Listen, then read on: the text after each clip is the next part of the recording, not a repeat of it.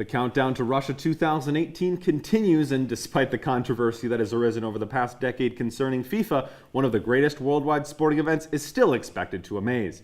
I'm here with Jenny Berman and Tyler Chavez as we look ahead to this year's FIFA World Cup. So Tyler, we're going to start off with the greatest one. Lionel Messi, arguably the greatest player not only in the world but maybe to ever play, and yet he has never won a major international trophy with Argentina. Does he need to be the greatest that's ever played the game of football? In my eyes, he's already the greatest in terms of skill, in terms of how he carries his team. But for the media and the critics, this is the last thing he needs. He hasn't won an international trophy, and when you look at his contemporaries for greatest of all time, Pele has an international trophy, Maradona has an international trophy, Ronaldo just got his international trophy. Do you consider Pele and Maradona his contemporaries, though? In the argument for greatest of all time, yes. But they're playing from a different era, when there wasn't as much competition. I mean, I feel like at the end of the day, you look at what the Argentinian national team has gone through with scandals and corruption and honestly not having as much money as a lot of the other national team programs. Which in my eyes adds the importance for Messi to win it. Argentina hasn't won a World Cup since '86. They've had they so just much lost in the against them. final. That's the point. So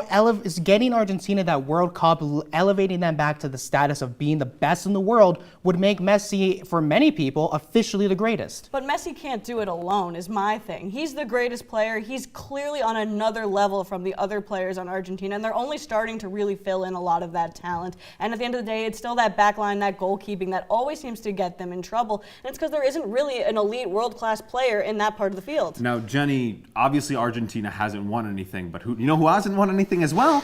England. That's true. Hasn't won a World Cup since the 60s. They still only have that one, haven't even made a semifinal since Italy 92.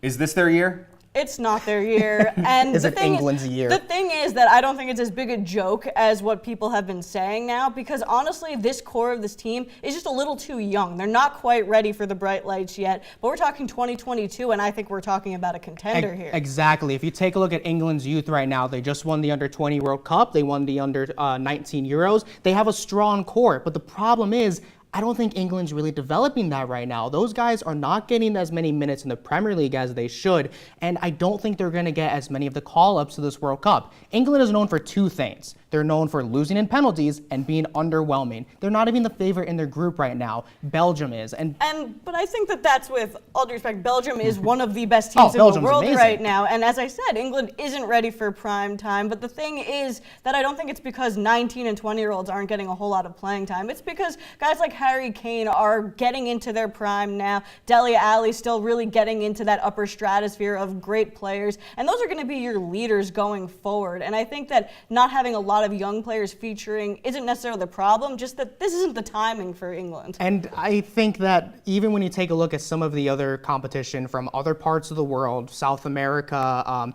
teams from Africa and Asia have impressed. We've seen how England plays down to competition. They have won one World Cup game since their quarterfinals appearance in 2006. They just play down to their competition, and if you get past their group stage, great. You're going to end up probably playing Colombia or Poland, right. And I think they're going to crash out there. And I think what's going to change in the future is that there are so many players now who are really making their mark in the Champions League. They're making their mark in these competitions where it's not just against England players in England-style football. And so I think that is going to be the biggest difference going forward. I just hope it's not another generation of chokers. That's all I'm hoping. You can hope. Last question. Zlatan might be coming back to Sweden. No Italy, no Netherlands, no United States. Who's your dark horse in this tournament?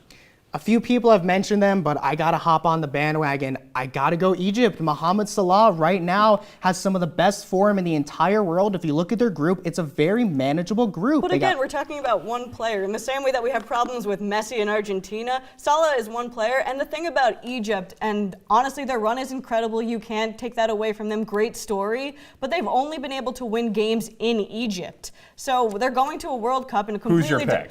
My pick is Portugal, and that's not a dark horse. It is a dark horse. They really honestly defending European champions. It doesn't dark matter. Horses. The thing is that they're not seen as one of the typical favorites to win the World Cup. They have a group where honestly, they're not the favorites in their group either, and I think that they can make a good run for it. They have a tough run in the competition. And it's interesting because Portugal and Egypt could end up facing each other in the round of 16, but I don't want to cut you off. I really don't. I'm so sorry. But we have a couple more months to discuss it, so we'll get the answer later. But we've been waiting 4 long years, and we still have a couple more months, as I said. But We also have 5 more months before the NFL season starts, but who cares because there's still plenty to discuss. When we come back, we'll shift to the lounge to discuss whether we now have the answer to the most difficult question in all of sports. What is a catch?